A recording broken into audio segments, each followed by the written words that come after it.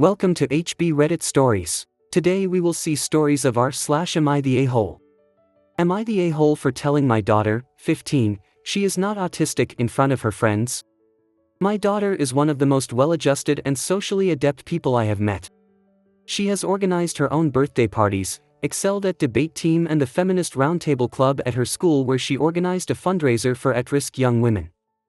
I'm beyond proud of her. She is an incredible person and I truly feel the sky is the limit for her. However, she has recently made a friend group who I believe is not great for her.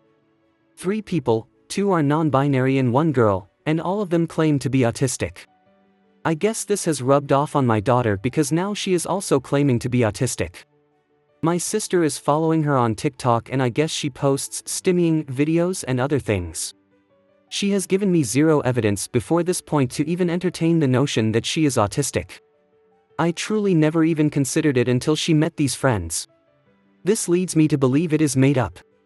I have noticed that these friends are causing her to distance herself from her other friends that encouraged a more healthy lifestyle, friends she met in Feminist Roundtable for example who I really liked. She does not really do anything anymore but sit in her room and make videos with these friends about autism. It's really strange and has me feeling pretty bad. The other day her and her friends were in the kitchen and my daughter said something along the lines of she wouldn't understand because she isn't autistic about a classmate. I calmly stated after she said this that she is not autistic either, has self-diagnosed, and shouldn't patronize people by claiming that she is autistic as it is inappropriate to people who actually struggle. She got furious and stomped up to her room. Her friends followed. She's not talking to me anymore. Am I the a-hole for calling out to my daughter? Edit, thanks very much for your thoughtful responses. I made an appointment with a psychiatrist for next week for formal evaluation, and apologized to her for my poorly timed comment. Top comments. Not the a-hole for telling her that. However, I think that you should maybe take her to an expert and have her checked, that will not just confirm what you are saying but also give your daughter the assurance that her self-diagnosis was wrong, and maybe ease her doubts. Worst comes to worst, if she does turn out to be one, you can then take appropriate steps to deal with it. Edited to add, to the people who are questioning the usage of a word like deal, it is not meant in a negative manner or to dismiss people who have autism, it is used to describe handling it, supporting or taking care of it. That is it, no controversial or ableist undertones to it. To the people who are questioning the usage of the expression worst comes to worst. Nowhere in my comment am I dismissing her daughter being on the spectrum or treating it as something horrible or terrible, that was never the intention here. To the people who are autistic, this comment was in no way made to hurt you or treat you like a different species, or with malicious intentions. The comment is only made for OP to offer her the advice or a solution to what she is going through. You can nitpick the words or expressions used in this comment or meaning of it to suit your own narrative. However, that doesn't change the fact that this comment was made only to give suggestions to the OP, which she took. OP replies. Thanks, this is a great idea. I'm going to make an appointment. Autism doesn't look the same in everyone, especially girls. She most likely isn't, but you could get her checked out for official proof. Not the a-hole. But this seems to be a new trend lately, and I think as a society we are screwed. You are right to call out her crap. I have no idea why it suddenly became cool to be autistic or ADHD. I happen to be ADHD and I have a son who is actually autistic, and we have real struggles. And the biggest thing is that we don't use it as an excuse for anything, nor do we even bring it up in conversation. Your daughter seems to think autism is a club.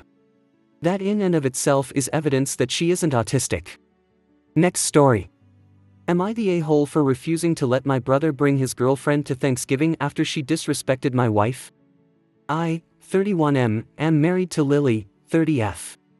My brother Josh, 29M, recently started dating Lindsay, 27F, and while she's been polite at family events, Lily feels Lindsay has made some passive-aggressive comments. For example, at a recent barbecue, Lindsay said it was selfish that Lily and I weren't planning to have kids anytime soon. Lily felt uncomfortable, but I didn't say anything at the time. Another incident happened at a family dinner when Lindsay remarked, "I'm surprised you two are so happy without kids. You must be really good at being selfish." Lily was hurt by that comment, and it made her feel like Lindsay was judging our life choices. Most recently, at a birthday party, Lindsay made a comment about Lily's career, saying, "It's cute that you're working part-time with no kids while Josh and I are really focusing on our careers." Lily was annoyed, but didn't say anything because she didn't want to start drama. Thanksgiving is at our house this year, and when Josh asked if he could bring Lindsay, I told him I'd prefer if she didn't come. I explained that some of her comments had made Lily feel disrespected, and I didn't want that to ruin the holiday. Josh got upset and said I was being petty. He argued that I was overreacting and that Lindsay was just being honest, but I stood my ground. Now Josh says he won't come if Lindsay isn't invited, and my parents are caught in the middle. My mom thinks I'm being too harsh, but I feel like I'm just standing up for my wife. Am I the a-hole for refusing to let my brother bring his girlfriend to Thanksgiving?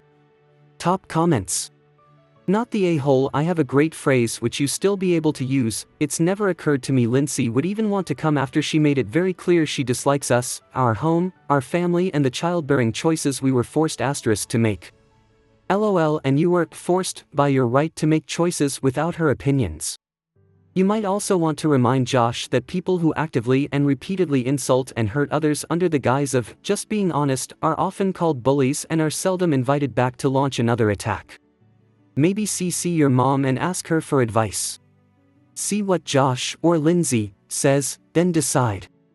In the long term, if it looks like Lindsay is going to marry Josh, the entire family would do better to gently teach her, "We don't talk/treat each other like that in this family," as maybe she just wasn't raised right and is unaware her bully words are not the best way to act and make her look like an a-hole. Not the a-hole, but I am not sure why you are hiding behind Lily. 2 out of 3 examples you give, Lindsay talking about both of you, but somehow only Lily is offended. Say you don't like being called selfish either. And honesty is no defense. I think when most people are rude, they mean it. If someone says I am selfish and my career cute, it's actually worse if they mean it, i.e. are honest, than if they are just saying it for some petty point scoring reason. If Lindsay really believes what she is saying, then she needs to equivocate if she wants to interact with you socially. Next story. Am I the a-hole for defending my husband's stair-sitting habits? My parents came over to visit me and my husband at our mid-sized house. They're great most of the time, but my mother is a bit of a perfectionist or narcissist. I don't know how to explain it, but she always tries to pick at something, no matter how minute or inconsequential, so she can show her superiority. Anyway, my husband has this quirk where he likes to hang out on the stairs. Sometimes he's on the landing, sometimes the top, sometimes the bottom. He'll sit, lie down, or even drape himself in weird positions. He's not hurting anyone, it's just him. It's his way of chilling, and honestly, I find it endearing. My mother was not a fan. She kept giving him side eyes and finally said something like, "Why is he sitting there? He's not a child. He can sit in the living room like an adult." I shrugged and told her, "It's our house. He can sit however and wherever he wants." That set her off. She started going on about how it's weird and not proper, and how it's embarrassing that he acts like this. I didn't budge. I wasn't about to tell my husband where he can or can't sit in his own home. Things escalated, and eventually, she stormed out in a full-on hissy fit, saying she wouldn't be a part of this nonsense. She took the car and went to a hotel in town, leaving my dad behind. The thing is, she has no reason to go upstairs, so it's not like my husband was disrupting her. He was just using his phone. Sometimes he reads books on the stairs too, but not this weekend. The only things upstairs are my husband's office, our room, and a small half-bathroom. A half-bathroom is a bathroom without any bathing utilities, just a sink and toilet. My dad and I had a great night catching up.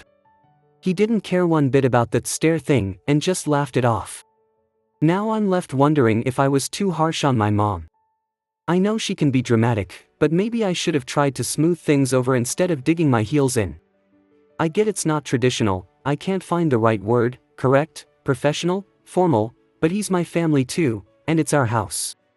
He can do whatever he likes. Top comments. Not the a-hole. The only thing I can conclude from your story is that your mom really does find things to pick at so that she can obtain compliance and master the situation. So she found a thing to pick at, and she tried, and she failed, and it was a big shock, very uncomfortable, so she freaked out. It's 100% her fault. I would go forward as if nothing happened and let her bring it up if she must.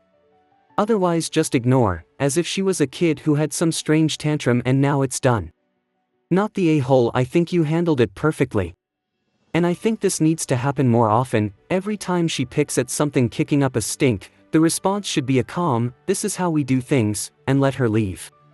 Don't chase after her, just carry on enjoying whatever is going on. Then when she comes back, don't make a big deal of it. Like nothing happened, no acknowledgement of her return and definitely no apologies. A narcissist doesn't like not being the center of everything, so if you stop buying into her drama, maybe she'll learn to behave, and if not, you get a few hours of peace while she sulks. Next story. Am I the a-hole for refusing to share a table in a crowded coffee shop with another patron because she smelled bad? I, 22F, was studying at a popular coffee shop in my town yesterday afternoon. It was crowded, but I was lucky enough to get a two-person table with an outlet. I stayed there for maybe 3 hours and ordered multiple items throughout my stay. About an hour into my stay, a girl about my age who reeked of weed asked if she could share my table so she could study as well. I looked around and every other chair was occupied and there were even people standing beside the tables. I absolutely despise the smell of weed. It's legal in my state so there's no issues there, but it makes me nauseous and gives me a headache, so I knew there was no way I would get anything done with that girl across from me. Without mentioning her smell, I told her no and that I needed my personal space.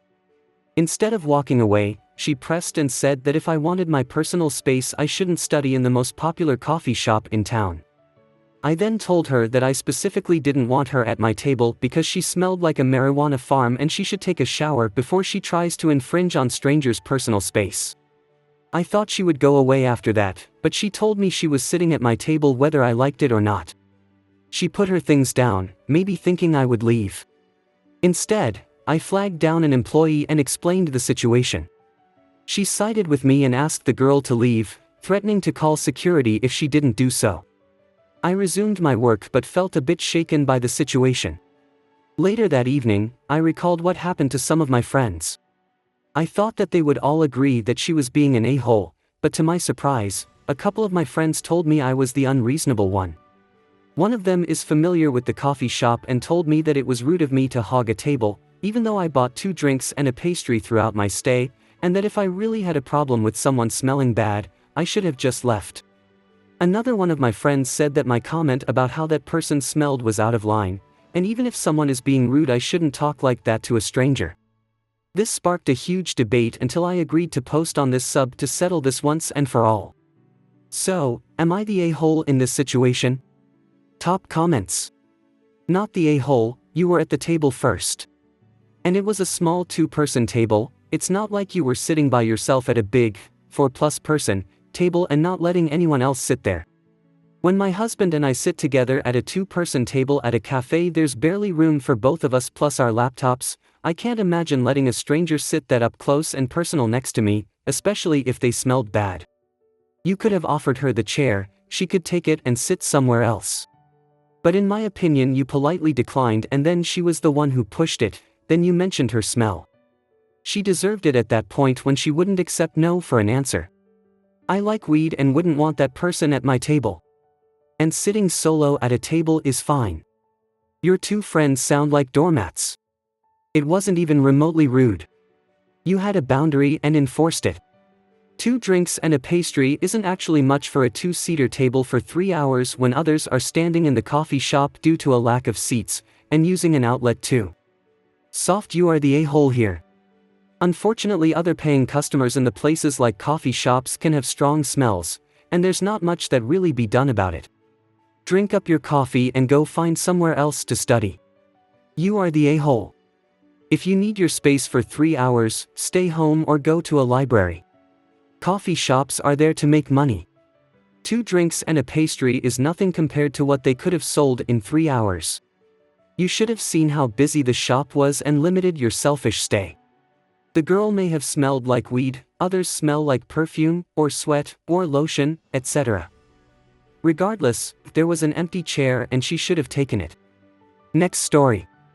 Am I the a-hole for teaching my daughter the importance of sleep?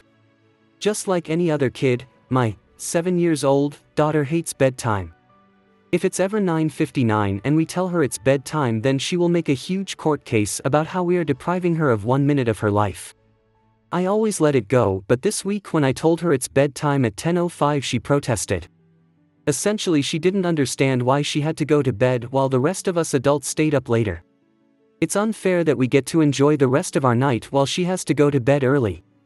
I mean, she's not wrong. It definitely makes more sense for me to go to bed early as well, since all of us wake up roughly around the same time, but I needed her to understand the consequence of the trade-off between sleep and early mornings. So I told her okay, she can stay up as long as she wants. Hell, if we go to bed she can keep watching TV all night till the next morning. Her eyes glimmered and she did her little victory dance before sitting on the sofa and enjoying her little win. My wife protested, saying that she'll be too tired for school tomorrow, and I said, that's the point. I went to bed and woke up at 7 a.m. Sure enough, my daughter slept on the sofa probably about 2 hours before I woke up. Understandably, getting her to wake up and get ready for school was a battle that neither of us enjoyed. I dropped her off at school and picked her up again after work. She was done with the day and slept in the car on the way home. Once we got home, she tried to go to bed and I told her she can't because her swimming lesson is in an hour, so she needs to get ready for that. She cried, but I still forced her to go with her mom. She came back just barely able to make it through the day and tried making her way up the stairs again. I told her she forgot about her homework and she started crying again. My wife said we should let her sleep, but I was firm on my stance that if we let her off the hook right now, then she will never understand the consequences of her decision. Delaying responsibilities due to factors within your control isn't okay, and I don't want her learning that it is. I helped her with her homework and by the time it was 8 she was already in bed.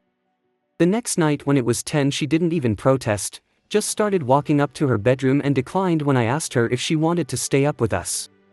I thought the mission was a success, but my wife questioned my parenting technique and said it was borderline neglectful and manipulative.